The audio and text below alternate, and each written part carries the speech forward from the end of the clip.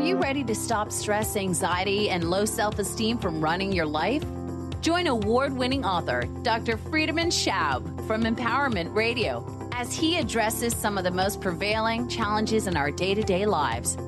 Find out how you can use the power of your mind to overcome self-sabotaging patterns and build a solid foundation of confidence and self-respect. Learn cutting-edge tools and approach every day with great ease, joy, and purpose. This is the time to empower yourself. Now, here's your host, Dr. Friedemann Schaub. Welcome to Empowerment Radio. I'm your host, Dr. Friedemann. And as always on Empowerment Radio, we are addressing the challenges in life that may appear like obstacles along the journey. And I think one of the biggest obstacles that we all can have is exactly what we will talk about today, which could be summarized in two simple words. I can't. Isn't it true that the I can't, or maybe it's actually three words, but either way, isn't it true that this I can't often shows up right in between our goals, our dreams, our aspirations, that feeling of, yeah, I want to have a bigger impact in life. I want to reach some kind of a greater purpose. I want to make a bigger change. And then those words show up. And those words are followed usually by explanations and excuses like, I can because I'm not smart enough. I don't have the money. I don't have the education. I can because no one can. Whatever we are telling ourselves. And so that usually keeps us nicely tucked away in our comfort zone, and it makes us feel smaller. It makes that inner potential, that force inside of us that sometimes it's just trying to pounce and trying to get out, trying to have space. It keeps it locked inside. I always think about a horse that is locked inside the barn and is just hammering against the door and wants to go on to the prairie and he can't. And that's a little bit our potential. Sometimes when we are telling ourselves too often, I can't, that inner potential, after all the pounding and all the trying to get free, is giving up. And then we fall into that sense of cloudiness, darkness, the sense of despair and depression, the sense of just plowing through every day, trying to get it over with. And that's what we want to avoid. And that is, I believe, what my dad tried to nip in the bud when he told me one of his most annoying sayings. Every time there was a challenge or every time there was something I wanted to reach, he told me, son, now it's time to get out of the saddle. Getting out of the saddle, what does it actually mean? Well, I guess it's a bicycle analogy, but it drove me nuts because I felt like he accuses me of not trying hard enough, not working hard enough, not being good enough. But what he actually was trying to tell me, and with humble pie, I realized it later, was that he believed in me, that I have the potential, that it's simply about stepping into that paddle to know that I can do it, even if it costs me a little bit more effort, even if I have to get out of my comfort zone, even if I have to break a sweat, I can do it because there is that potential inside of me. And he believed in me. And I think sometimes when we don't believe in ourselves, when we are stuck in the I can't, we need people from who we can borrow that belief that it is possible. And that is what our guest today is really well known for. And I believe he can also give you a belief in yourself through our conversation today. I'm talking about the #1 best-selling author, motivational speaker, and teacher, Shawn Anderson. He has not only written 7 books, he is actually living and breathing the attitude that is teaching to others, which is the extra mile. And we talk all about the extra mile and everything that it entails, and how he is not only helping people to believe that they can go that extra mile, but how he has just come back from a trip through Italy, and he went certainly the extra mile there. So thank you so much, Shawn, for coming on to the show and sharing your wisdom and your teachings with us. It's a real privilege to be here. And just to piggyback on what you had said so powerfully just a second ago, every single goal that I make, when I start creating the list to achieve that goal, the very first item on that list every single time is the same thing. I believe I can do this. So, because if we don't really have the belief, do we really even have a chance to complete what we want? Absolutely. And that's where beliefs are in many ways the laws of the universe, of our personal universe. If we have beliefs that keep us limited, we certainly have a very limited experience in that universe. And if we have beliefs that give us wings, we certainly can fly. Now, I don't know, did you always have that belief? I mean, tell us a little bit about your story, because I believe you started as an entrepreneur and now you're hiking the world. So tell us how that came about. Well, I was a 10-year-old boy, and I loved baseball cards. Mm-hmm. And, when you love baseball cards, you got to find a way to pay for them. And so my first entrepreneurial gig was actually selling worms to fishermen so I could buy baseball cards. I would flood my parents' backyard, and the giant night crawlers would come out. I would go gather them off the surface, put them in a big peat moss bucket, run an ad at that time in a newspaper in Reno, Nevada. And then every weekend at 7:00 in the morning, fishermen would come see me sitting on the front yard, and they would buy my night crawlers. That's how I learned that, our actions can create what we want. Our actions create the desires that we carry. Ever since then, I've always been an entrepreneur. I'm 55 now, and I still continually believe that if you want to create your very best life, you don't look at somebody else to do it, but you look at the man and the woman in the mirror and you say, what are you doing to make this happen? Well, who taught you that? How did you come up with that? Just a real self-awareness. It's a self-awareness that we affect every moment that happens to us. Every single thing that happens to you today, how you respond to that moment is going to affect how that moment continues to play out. When you have that kind of awareness that you got that personal power, I mean, every one of us is a magician, a genie of sorts, that when something happens to us, man, we don't have to just be on that rowboat and go with the rest of the crowd, but we can actually have a paddle, and we can determine if we're going to go to the left side of the river or the right side of the river. We control how we let that whole situation play out. It's a powerful thing. At a young age, again, I just go back to the fact that I knew that I could create a $10 bill on a weekend, and with that $10 bill, I could get what I wanted. That's just continued to expand as I've gotten older. And were your parents also in that belief set, or were they completely different? Hey, I don't really believe that they were on the same team as me back then. I just and maybe that was a real valuable lesson, that the money wasn't given to me, but I had to find a way to create it. And I knew that if I asked for money to go get baseball cards, it wasn't going to happen. But at the same time, just because the world blocks what we want, just because rejection comes your way, just because someone says no, doesn't mean we have to stop going for what we want. As an example, my very first book was called Countdown to College, Preparing Your Student for Success in the Collegiate Universe. Man, I had this dream of being a writer and empowering people and getting people out there. Well, I had 83 rejections on that very first book. I know there's stories where people have had a lot more, but I'll tell you, every time that you open one of those 83, just a little bit of your self-confidence disappears. That's what we can't let happen to us. When people say no when you go for a new job, that doesn't mean you have to stay in your bad job. You keep trying to get a new job. Now, people would say, well, I'm trying. And every time I get beaten down and the door gets slammed in front of my face, I feel, like you said, a little bit of my self-confidence disappearing, but I keep on trying. But isn't there also a saying about this keeping on trying, that if you do the same thing over and over again, expecting different results, it's insanity?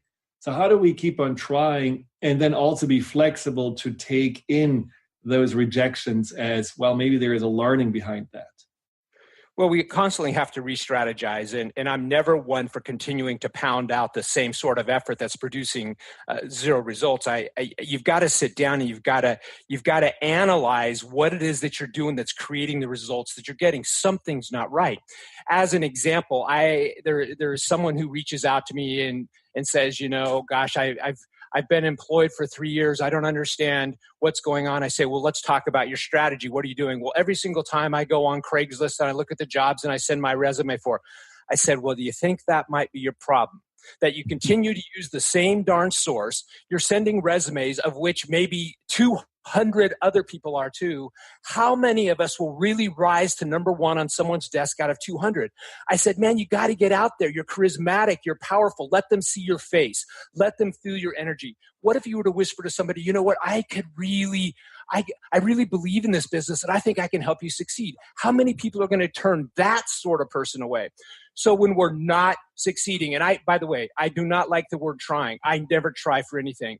I constantly keep doing. We're either doing or we're not doing. Trying is this middle word. I don't know. Well, I really tried. What the heck is try, man? You do. If you put forth an effort, you are doing. If you fail, you keep doing. This whole trying thing is it's like, to me, it's a helium balloon that has no air left in it. I hate that word.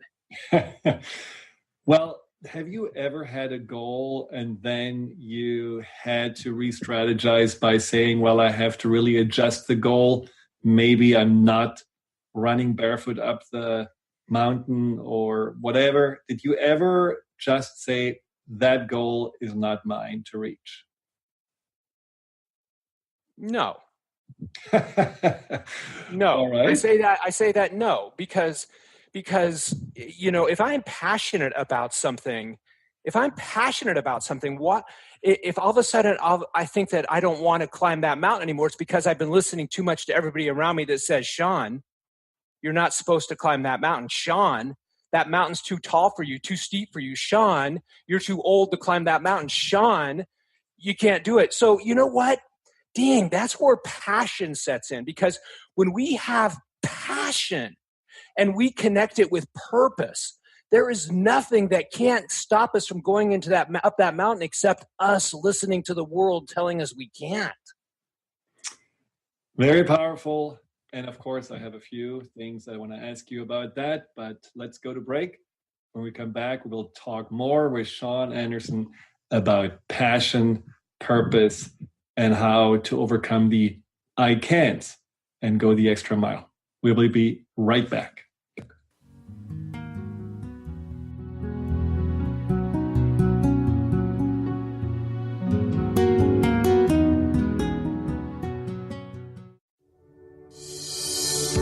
A space of allowing radio with Coach Nancy Coco, welcoming all that wants to be present today.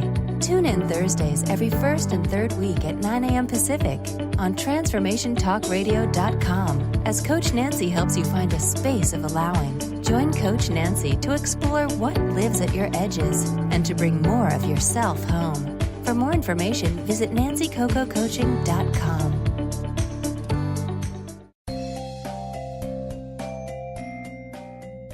Hi, I'm Barbara Scheidegger, clinical hypnotherapist and founder of Swiss Hypnotherapy.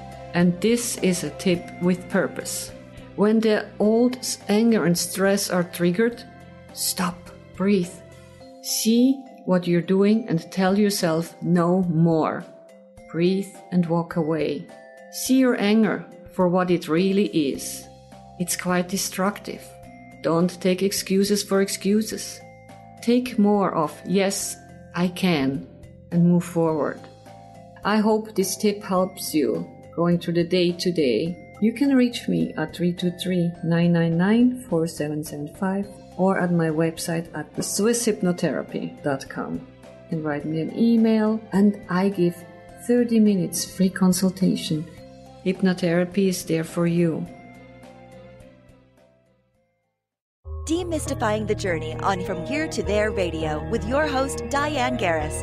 Tune in every third Wednesday, 4 p.m. Pacific Time on TransformationTalkRadio.com as Diane helps you get from where you are now to the life you envision. Get ready to get unstuck and move forward. Every show features a new special segment, New Age Notes, demystifying hot metaphysical topics of the day. For more information or to work with Diane, visit DianeGarris.com.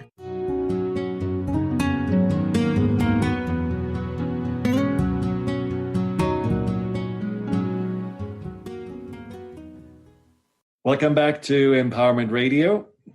We are talking with Shawn Anderson about the extra mile, his books, his passion, and all the things that keep him driven in life. Now, Shawn, I have to, of course, challenge you a little bit on that, since I know quite a few of my clients that set themselves goals.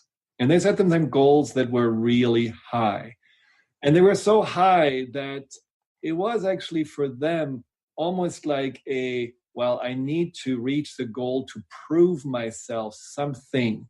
And so that became all consuming.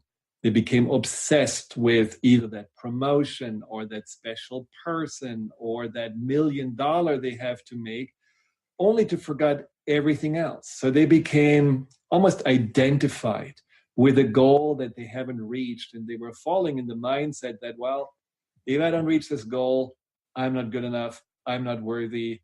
And what do you think about, setting goals that actually are maybe enhancing your life and not goals that just somehow make you feel better about yourself because have to outrun your insecurities?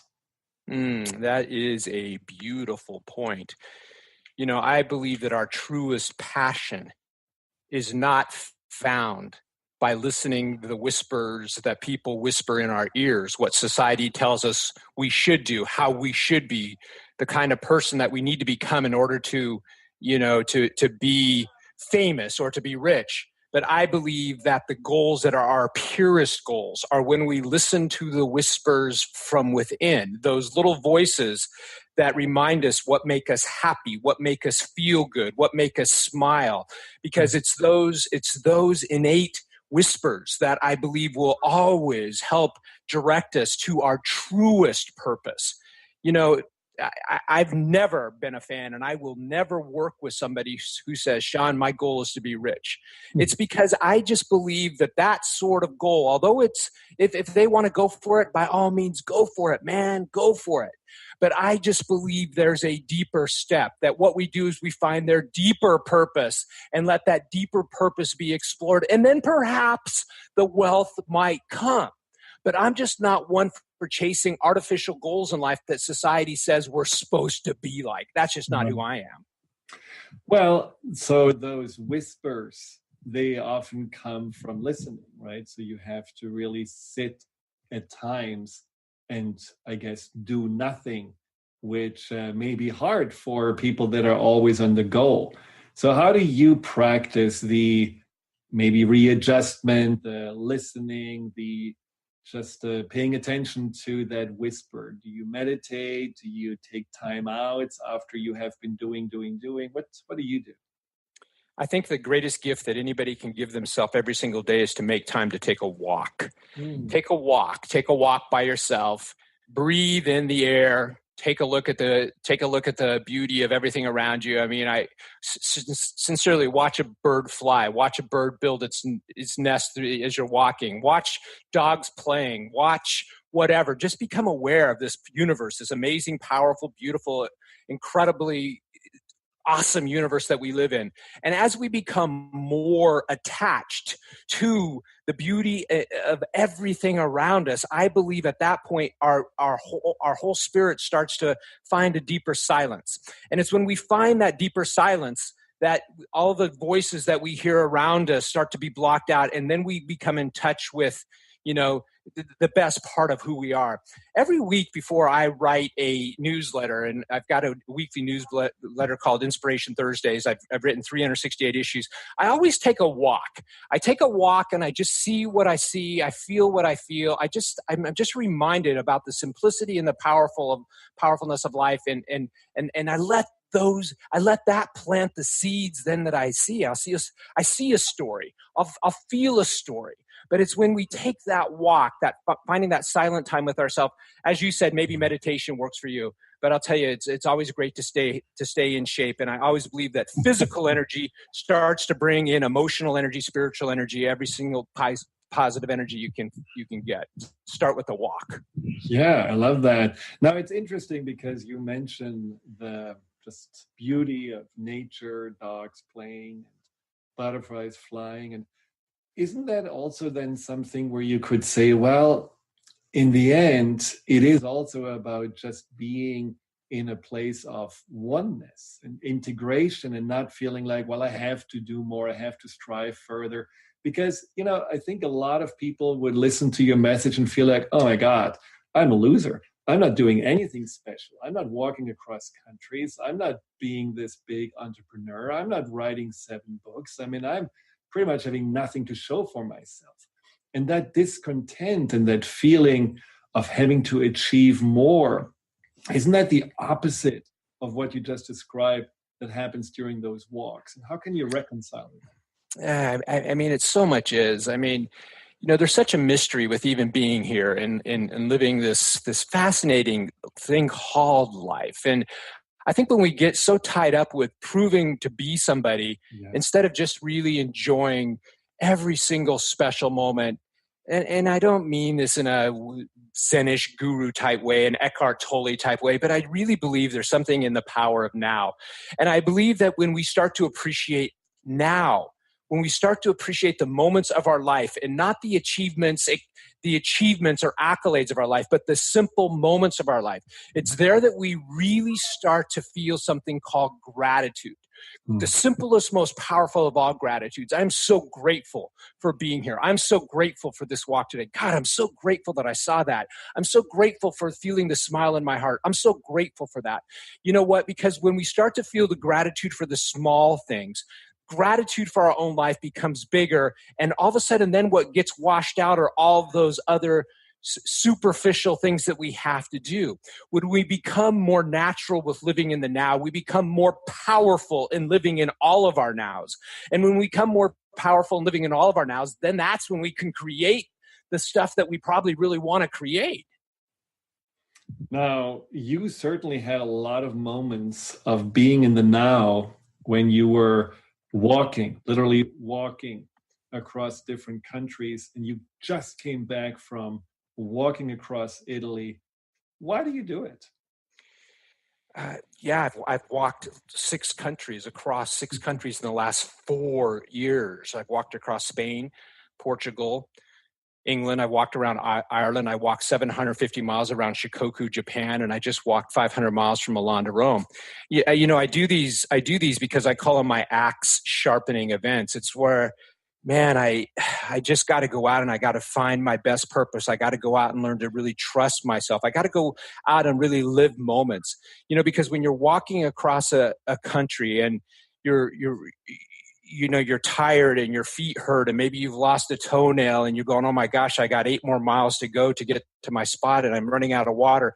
It's at that time where you start to feel these hardships, but more than that, it's where you start to feel this real trust within yourself, this real confidence in yourself that I can do this. Let's go back to what you said at the beginning of the show. I can do this. Come on, dude. You got this. You got this. And if you don't get on with your walk, you can't just sit here because no one's going to find you. So let's go make this happen. And not only let's make it happen, but we're going to celebrate every step, because when you get there, you're going to look back when you take your shoes off, when you take your cold shower, when you pop that ice cold beer and you go, man, I did it today. I did it today. And it's no great accomplishment maybe for someone else to have walked these 8 miles, but you knew what you went through. And that's your celebration moment. And the more celebration moments that you can create for yourself, the sharper your axe gets. And when I return after every single one of my axe sharpening events, my purpose is more refined, my passion is more intense, and my world becomes bigger in what I think I can really do and how I live. Now, I think you said something very important, which a lot of people just don't do, especially the achievers. And I was one of them. And my achieving was all about compensating for deep-seated insecurity.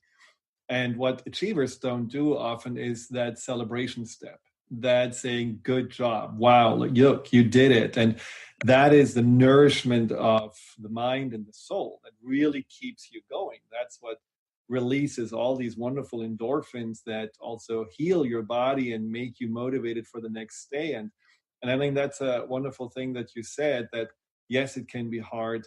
You have this inner cheerleader that gets you going, but then afterwards you also take the time to really soak it in and build a stronger foundation of belief and confidence in yourself. And it's a very powerful habit to have.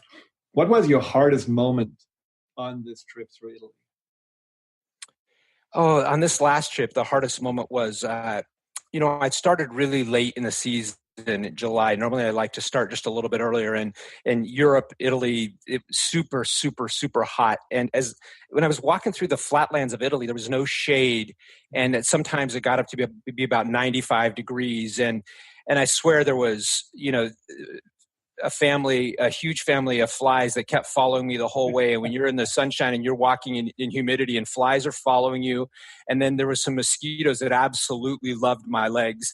And so you've got these mosquitoes and you've got these flies and you're just sweating. You've got, 25 pounds on your back and you're just going, oh my God, you got those moments. I mean, those are real moments.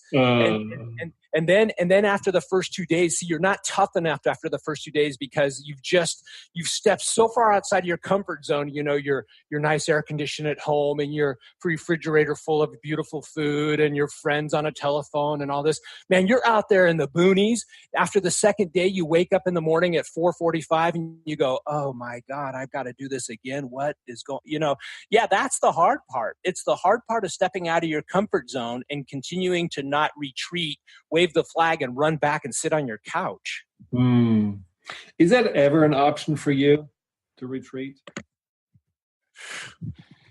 Only if I ever choose to be the second best version of myself. Well, but maybe your body says, you know what, Shawn, I know your mind is strong, you want it, great, but somehow you have to see your limitations. Well, honestly, yeah. Do real, legitimate limitations exist? Well, they exist every time you truly think they do. Every single excuse in the world is real if you really believe it. I've never heard a single excuse. That would be an excuse. Yeah, I've never heard an excuse in life that wasn't real because the person believed it. So it's just a matter of how much you want to believe that you can or can't again. If you want to find an excuse, my God, there's a list of 50 that you're right there. Choose one. Let's just get it over with, right? But what would you do if you would break your leg, for example? It's pretty hard to go on this trip when you have broken your leg. You tripped, something happened. Let's talk about something. Let's talk about something that's more real. I was walking across Spain, one of my first hikes ever. I came down the Pyrenees Mountains a little too fast and really messed up my ankle. That joint right there, it became so absolutely painful that, man, I was limping and walking with such utter pain. That joint bone was absolutely swollen. I come walking into this really small town in Spain, and this woman at this small store, the town must have been about 300 people. She is yelling at me. She does not speak English. She only speaks Spanish. I do not speak Spanish. I only speak English, but I can tell she is pissed at me. And she's pissed at me and pointing to my foot. She points to a chair. She tells me to sit there. She disappears back into her store. She comes back out from her store and she's got a bag of products. She lifts my feet up. She takes off my shoe with the wounded ankle in it. We can barely get the shoe off. It hurts so much. She proceeds to pull these items out of the bag, the first thing you won't believe it's these women's feminine protection pads, these soft cushions that she then wraps around my ankle for softness and cushion support. She then takes all this gauze tape and she just totally wraps up my foot, my ankle. She reinforces it that I look like my foot, I look like Elephant Man. My foot was now so big because it was wrapped so intensely. She smiles at me. She pats me. She touches her heart, and she almost sends me on my way again. So again, right there, man, I couldn't move. I couldn't walk, but that someone else to remind me that there was an option to get through this. You could do it. And, so that's as close as I've ever come right there. Well, you're lucky to have a Spanish alchemical healer showing up with pads. That's quite Amen, right? But sometimes you know what? You've got to trust the fact that there is no coincidence. Right. And sometimes if you're out there and you're giving life your very best, I mean, I have found that the most miraculous small things that encourage my spirit, you know what? They come to you. Just keep your eyes open and look for them, okay?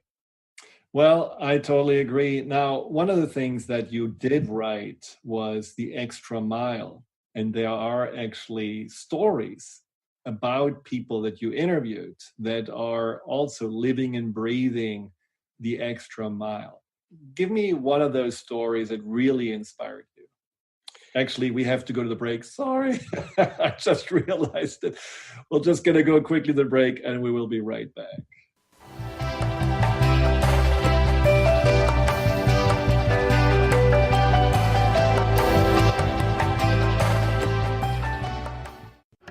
Hi, I'm Steve Kramer of Spirit Fire Radio, and I believe that meditation changes everything. It leads us in the direction of greater well-being, and that's a fact. I struggled with meditation for years. I understood the principles, but I found it hard to incorporate them into my everyday life. Spirit Fire's meditation practice changed that. It's called the Practice of Living Awareness, and it's taught in 14 steps. These are 14 tools that I can use in any moment, on and off the cushion. Steps like smile, flow, and ground of being support my clarity of mind while I'm navigating the ups and downs of modern life. That's why it's called the Practice of Living Awareness. If you'd like to add meditation to your daily experience, the Practice of Living Awareness is free, online, and it's suited for any level of practitioner. Visit spiritfire.com for more information. And be sure to check out Spirit Fire's meditation retreats in Western Massachusetts. It's all there at spiritfire.com.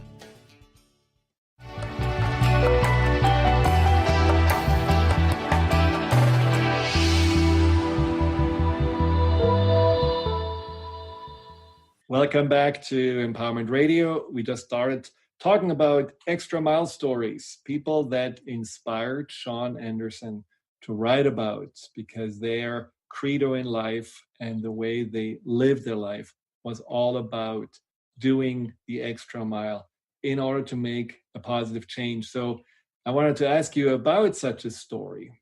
What really inspired you? Well, in 2009, America and the whole world had really gone through a dramatic time. I mean, everybody just seemed to lose their confidence. Banks were closing. Businesses were closing at an all-time high.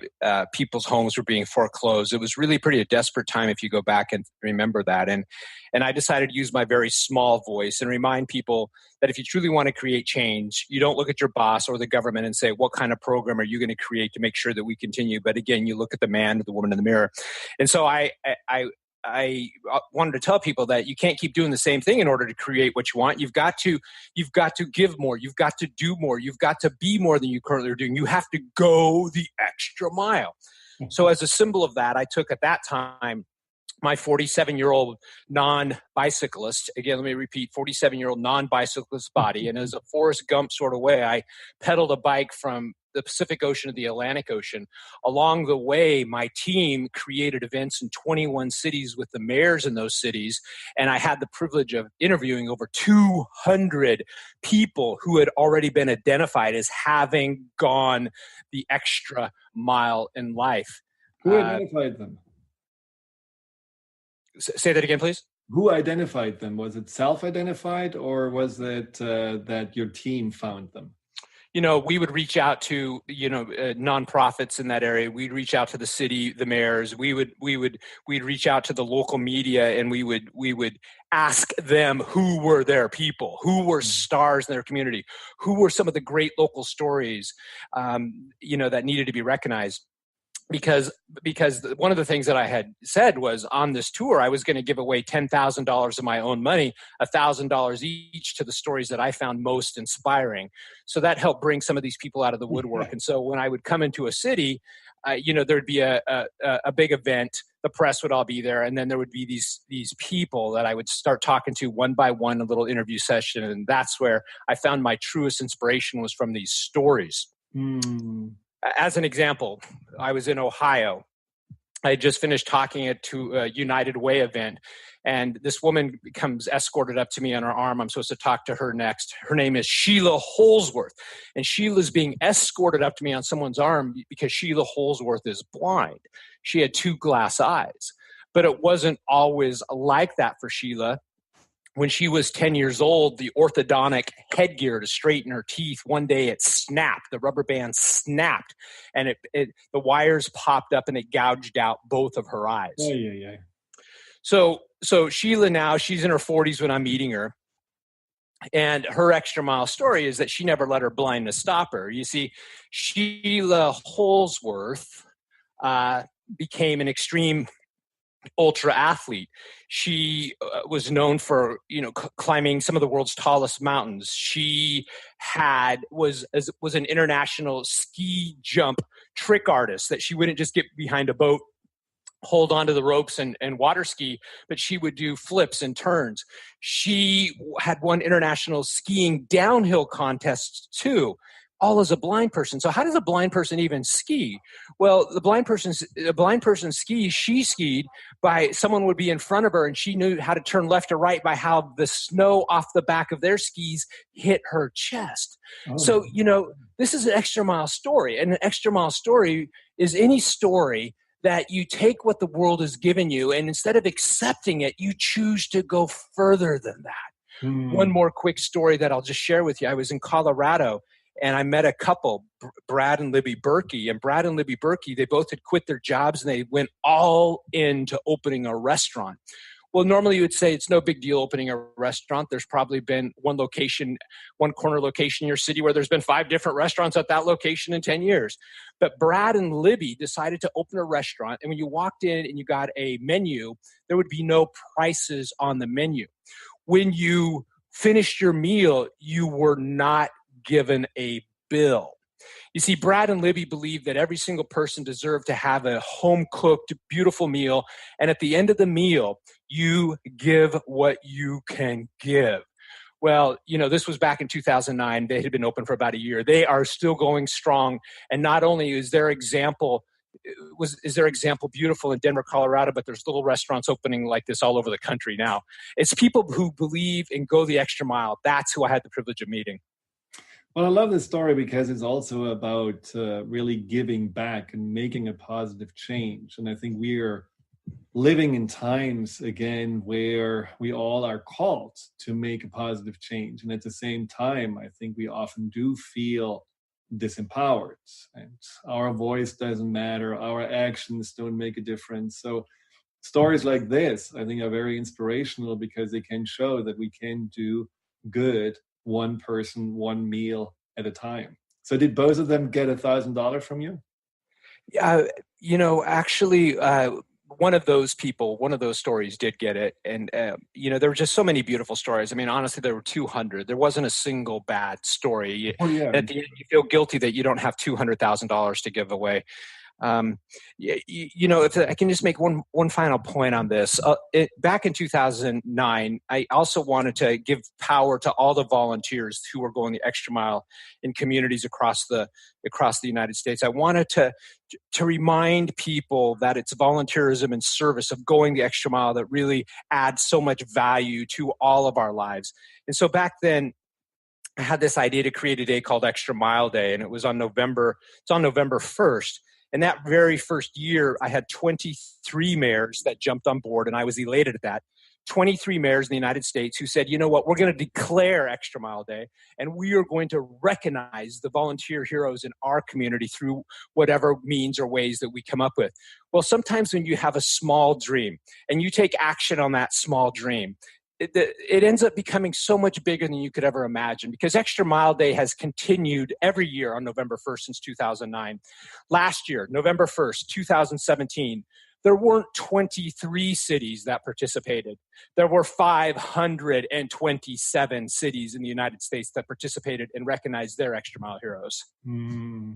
Wow, that's fascinating. And I really find like that, your whole message, and I guess this is also part of your purpose, to help people to remember that they have that potential inside, like my dad with Get Out of the Saddle, that they can go the extra mile is incredibly powerful. And it is also something that is much needed. Now, of course, there is a caveat that I want to address, which is, when is it time to surrender? Because, I do struggle with people at times, or I help people overcome their struggles with that lack of self-acceptance, where they do feel that not only the voices of the outside, but the voice of the inside that relentlessly is beating that drum of do more, be more, you can do it. And something inside of them says, I really just want to sit and do nothing. I really just want to take a nap once in a while. I really, just like you do with your walk, want to watch dogs play. But they have a hard time to get to that point, because they do feel that, well, I should be more passionate, I should be more active, I should be more the one that is going the extra mile. I mean, can you see that sometimes people need to also be maybe taught that the extra mile may be extra for them, the extra mile to go inwards and not just pushing the envelope all the time? I'm not sure what you think about that. Well, sometimes, you don't have to go the extra mile. It doesn't mean writing a book. Going the extra mile doesn't mean walking 500 miles across the country. Going the extra mile doesn't mean starting $1 million business. Going the extra mile might mean just saying hello to the checker today and saying, how was your day? And making sincere eye contact at the grocery store and just really wanting to know, how are you? What's going on in your world? That's going the extra mile. Going the extra mile is reaching out that one extra time today to someone in your world, some human being that might be struggling, and just calling up and saying, hey, how are you doing? That's going the extra mile. Going the extra mile for someone who has bad health might mean just getting out and let's just see if we can just walk 15 yards today. Let's just see if we can do that. Going the extra mile means so many different things, but it means just doing that little bit extra of what might be important to make a difference in the world. There are an infinite amount of ways to go the extra mile.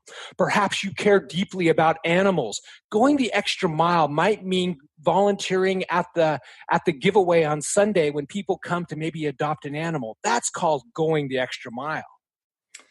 Yes. And for me, I believe going the extra mile, and we may disagree on that, is also sometimes just going to the place where you say, you are enough, because I believe when we do feel that enoughness inside, we have more to give. Of course, it doesn't mean enough is complacency. It doesn't mean you're sitting on the couch eating potato chips and become lazy, but there is a strong discontent that so many people are struggling with. They always do believe that there is something that they are not, and there is so much that others are and that others do, and the whole fear of, missing out, or the fear of not being enough, that is really plaguing millions of people. The extra mile may also be the extra mile of self-acceptance, and then go to the place where you recollect yourself, like you said before, listening then to that little whisper inside, and then with that refreshed energy and that refreshed sense of confidence and self-acceptance, go out to make a difference. And I think that's sometimes a step a lot of people are either skipping or don't give themselves permission to do so. If I can just piggyback on that thought, I believe that finding our perfect harmony is when we truly take our eye off ourselves and put our eye back on other people. It's that moment that we become far less self-involved with us and what am I doing, and we really look at other people and say, what are you doing? There was a great movie actress, Katharine Hepburn, and they often asked her the key to her charisma, and she says, well, when I walk into a room, I'm bringing myself as if I was a bouquet of flowers and giving it to someone, not pretending that I was the flowers. It's not a matter of saying, here I am, but it's a matter of saying, there you are. And I believe that the more that we take our eyes off of ourselves and our achievement and our accolades and what we're doing to impress other people about us, and we go out and help build other people's dreams and their possibilities and their opportunities, that we will begin to find that deepest happiness, that deepest personal reflection, that deepest harmony, that deepest connection to all things that make us feel our most pure. I believe that. Every morning I wake up and there's 3 morning questions that I ask myself. I ask myself, because a successful day begins in the morning. I mean, a successful day begins with what we start feeding ourselves. Like, oh my God, I can't believe I got to do this today. Oh, I forgot to pick that up last night. I need to go to the store. Oh, I got that meeting with my boss and I don't even have that report done yet. Oh, I've got to get the tire changed. People start thinking about all the things they have to do today. Well, that's really depressing. That's really distressing. Right. That's really enough to poke a huge hole with a nail in my own helium balloon.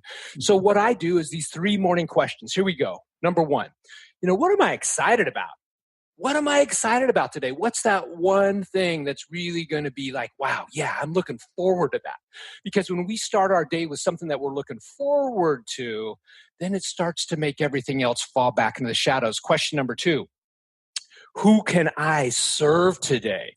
Who is somebody that I can reach out to and give something to? A gift of a word, an email. Maybe there's something I can do for somebody. Who can I serve today? What one person am I thinking about that I'm going to go for it? Question number 3, man, what am I grateful for today? What am I grateful for today? Because when we begin every single day with that expression and attitude of gratitude, man, there's a real flowing harmony that begins to exist within us. So if you start your day, what am I excited about? Who can I serve? What am I grateful for? It changes the mindset. Definitely. And it's our mindset that determines our feelings. It's our feelings that direct our actions. When we control the thoughts of our mind, we control the feelings that we feel. We then take control over the actions that we show the world. That's my suggestion. Well, I want to add to that the one thing that I often teach my clients, and you can do this at the end of the day, because we are really, and I know we have a little bit of different approach. You certainly are more looking at what can I do on the outside world, and my approach is more looking inside so that you know what you can do on the outside once you know yourself.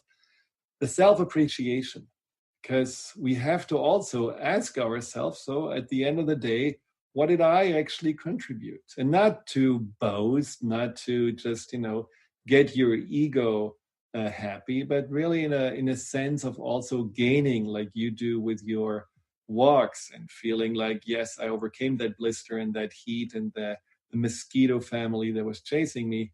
Just having a little giving back from a mind, and especially the subconscious mind perspective, that kind of just asking yourself, what can I appreciate about myself today, is so important. And it stuns many people. I talked to a client of mine who's raising his 3 kids by himself. He has a business. He's trying to really do everything that a mother and a father and a business owner all can do. And he's on top of it involved in the community, and he's having a lot of physical issues, and he keeps on going forward and gives really his best every day. And then I ask him, so what did you appreciate about yourself, what you did yesterday or today? He had no answer. Everything that he's doing, he's just taking for granted. There's nothing giving back. There's nothing that he feels like, yeah, I like myself. I'm happy that I do this. I'm actually excited about myself. Don't you think that's also important to add to it? Because in his example, I think everything he did in the end was weighing on him because he never gave that positive feedback back to himself? Well, I think that I've been a little bit negligent in our whole communication today to not point to something that's a very big key factor to, I think, my own self-awareness, my own growing. It's that every single day for at least 45 minutes, I do journal writing. I've done it for 10 years. I've not missed a day ever. And that during that journal writing, it's not a matter of recording what happened to my day. It's really processing, how I lived, what I did. It's really taking that moment to go, as you would say, completely inside. And it's almost like that moment to have that self-talk, that self-teaching, that total self-awareness moment. Looking at all the times that I might have overreacted, the times that I might have done something really great, the times that I might, in the future, if that presents itself, that I could change and maybe do that. And, honestly, I believe in my whole heart that the life worth living is always the life worth recording. And I encourage everybody to keep these journals, because then it allows you sometimes to really think about some of the hardest subjects that you're thinking about in your own head. Because when you start to resolve and you start to grow in that confidence with you and that self-awareness with you, it just doesn't grow naturally. It grows because you're feeding it. And also a part of this journal time is I take the time every single day to find silence in a book, so I can learn and feel what other people might be seeing, so that my world just isn't just seen through my own eyes, but the eyes of other people. And it's all of those things that start to manifest within me, that start to grow the very best me.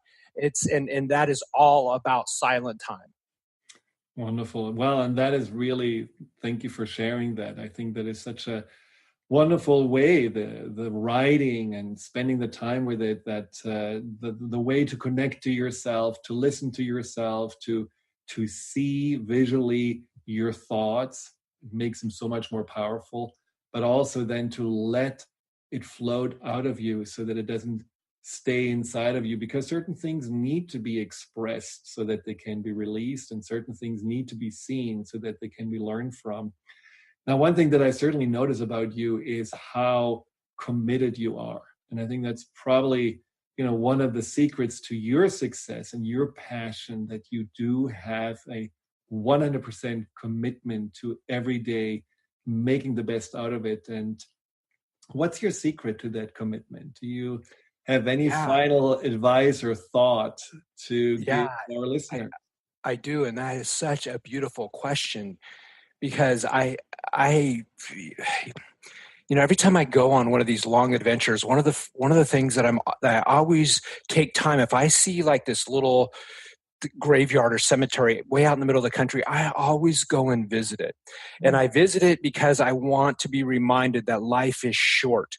And every time that I walk through, and sometimes in Italy it was really unique because they had the pictures of the people right there on the marker. So you got to really see not just the name and the year that they were born and the year that they died, but you saw who that human being was. And I'm reminded every single time that was a human being like me, who felt things, that dreamed things, that loved things, that wanted things, that got mad, that got happy, that cried, that sad. And they had that time in their life. And I always wonder, man, did you live the life you wanted to? How was your life? And I'm always wondering this, because it brings me back to my own life, in your life, in the listener's life, because this is our time now. And when you talk about me being committed, I'm committed because I know that now these are my days. These are my weeks, my months, and hopefully these are my years to really just embrace and love life, not to run from it, not to be fearful of it, but to enjoy it and appreciate it. It's a huge mystery. Maybe someday we'll find out the truth all about it, but while I'm here, I'm embracing this amazing gift and being committed to living the best I can every day. Wow. Thank you so much for sharing your passion, your commitment to life, your also, I believe, reminder that life is a journey, but it's not a journey that's a solo trip. It's a journey where we are all ultimately crossing that ocean, and we are all here meant to support each other along the way, learn from each other, grow from each other. You're certainly an inspiration. Now, how can people find out more about you? How can they buy your books and, get your speaking engagements and things like that? Well, I just want to say I'm grateful for the opportunity to be here today, and I'm certainly grateful for the depth that you have shown in our interview, and the everything that you have done to bring you to this particular point of complete self-awareness and enlightenment, and that gives you the power to take the risks and do a podcast. I mean, I really want to say I'm grateful for the chance to be with you today. This 1 hour of conversation with you has been really great. So thank you. Thank you very much. Thank you. Again, Shawn Anderson, it's at ShawnAnderson.com, SHAWN Anderson.com.